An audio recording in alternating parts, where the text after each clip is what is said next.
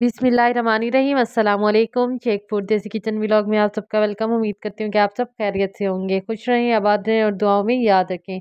आज जो मैं आपके साथ रेसिपी शेयर करने जा रही हूँ, बहुत ही लाजवाब है कीमा की रेसिपी है, जो कि बहुत ही मज़ेदार बनते हैं। बस कुछ स्टेप ऐसे होते हैं जिनको आपने फॉलो करना होता है और रेसिपी बहुत ही लाजवाब बन जाती है।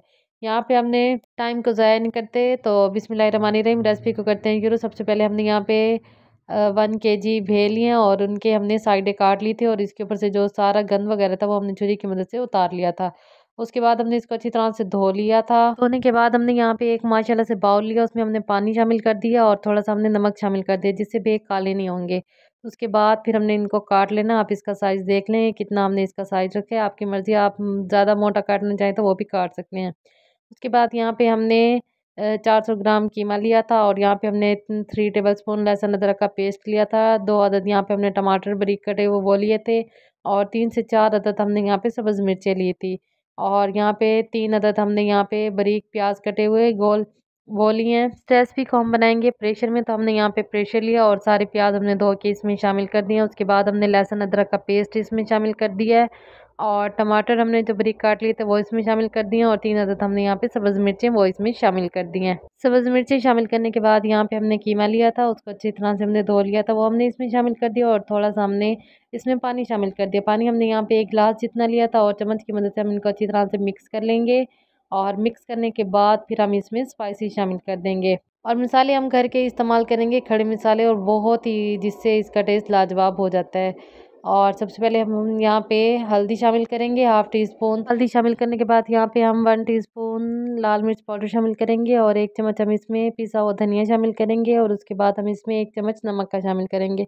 मसालों को हम चम्मच की मदद से अच्छी तरह से मिक्स कर लेंगे। उसके बाद हम इसको 10 मिनट का प्रेशर देंगे। जब इसका सारा पानी खुश्क हो जाएगा, उसके बाद फिर हम इसमें घी शामिल कर देंगे। यहाँ पे माशाल्लाह से पानी खुश्क हो चुका है और उसके बाद हमने इसको अच्छी तरह से मिक्स करना है और मिक्स करने के बाद हमने इसमें 3 चम्मच घी के शामिल कर दिए। अच्छी तरह से हम इसको मिक्स करेंगे और हम इसकी अच्छी तरह से बुनाई कर लेंगे। 10 से 15 मिनट में इसकी अच्छी तरह से बुनाई हो जाएगी। जब इसमें बबल्स बनना शुरू हो जाएंगे तो फिर हम इसमें भेल शामिल कर देंगे। भेल बनाने के बहुत से तरीके होते हैं। एक तरीका तो ये होता है कि हम भेल को बॉयल करते हैं, लेकिन उस तरीके से बेस्ट ना यही तरीका है। इस तरीके से भेल बहुत ही मज़ेदार बनते हैं और बहुत ही झटपट बन जाते हैं और ये रेसिपी वैसे भी बहुत ही लाजवाब बनती है। और माशाल्लाह से यहाँ पे कीमे की अच्छी तरह से बुनाई हो चुकी थी, तो उसके बाद हमने इसमें भेल शामिल कर दी। भेल को हमने अच्छी तरह से दोबारा से धो लिया था, ताकि जो इसमें जितनी भी मट्टी वगैरह थी वो ख़त्म हो जाए। इसमें मट्टी बहुत ज़्यादा होती है, तो इसलिए हमने इसे अच्छी तरह से धोना पड़ता है। उसके बाद हमने इसमें 3 अदद सब्ज़ मिर्ची शामिल कर दी हैं और अच्छी तरह से हमने इसकी भुनाई कर लेनी है, ताकि जो इसका कच्चापन है, जो इसकी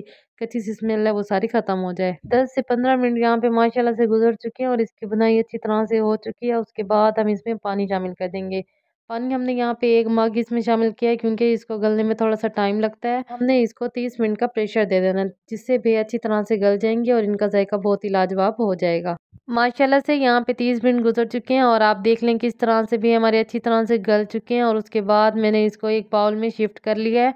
आपके पास जो बर्तन मौजूद हो आपने उसमें डाल लेना और इसका घी भी नज़र आना शुरू हो चुका है।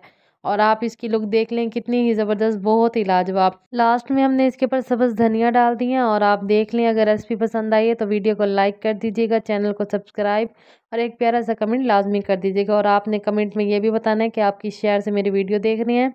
शेख फूड को दें इजाज़त। इंशाल्लाह कल मिलेंगे एक नए व्लॉग में एक नई रेसिपी के साथ। अल्लाह हाफ़िज़।